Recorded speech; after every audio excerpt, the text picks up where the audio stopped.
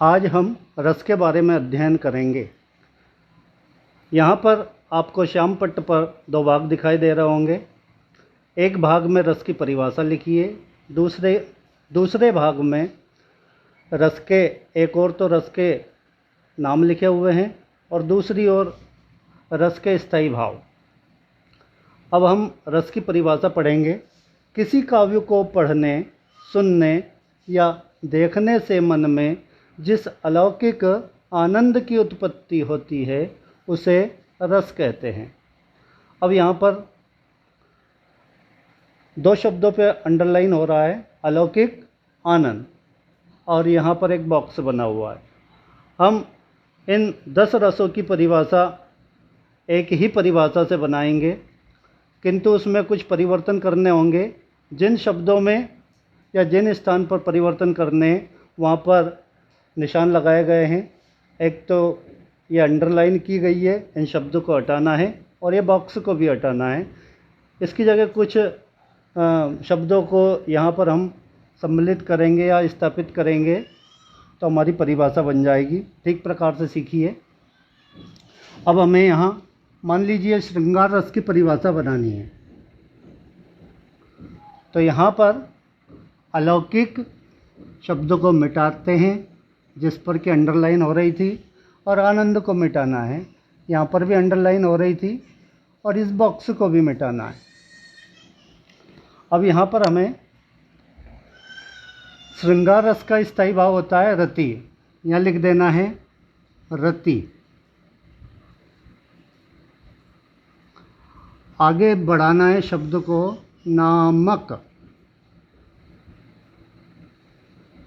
और आगे लिखना है स्थायी भाव।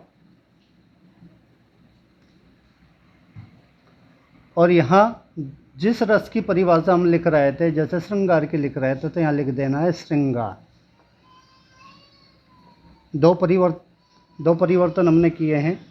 यहाँ पर लिखा है रति नामक स्थायी भाव और यहाँ पर लिखा है श्रृंगार, अर्थात जिस रस की परिभाषा लिखनी है उसका नाम यहाँ लिखना है, उसके स्थायी भाव का नाम यहाँ लिखना है, और आगे दो या तीन शब्द बढ़ाने हैं, नामक, स्थायी भाव। अब ये हमारी श्रृंगार रस की परिभाषा बन जाती है। पढ़ेंगे। किसी काव्य को पढ़ने, सुनने या देखने से मन में जिस रति नामक स्थायी भाव की उत्पत्ति होती है उसे श्रृंगार रस कहते हैं। अब मान लीजिए आपको करुण रस की परिभाषा बनानी है, तो यहाँ पर मामूली सा परिवर्तन करना है।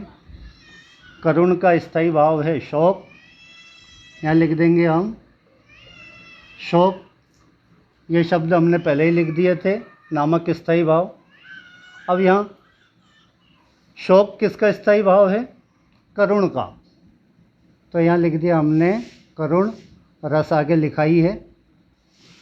अब यह बन गई हमारी करुण रस की परिभाषा। किसी काव्य को पढ़ने, सुनने या देखने से मन में जिस शोक नामक स्थायी भाव की उत्पत्ति होती है उसे करुण रस कहते हैं। इसी प्रकार से हम ये जो 10 रस दिखाई दे रहे हैं, इन 10 ही रसों की परिभाषा हम बना सकते हैं। धन्यवाद।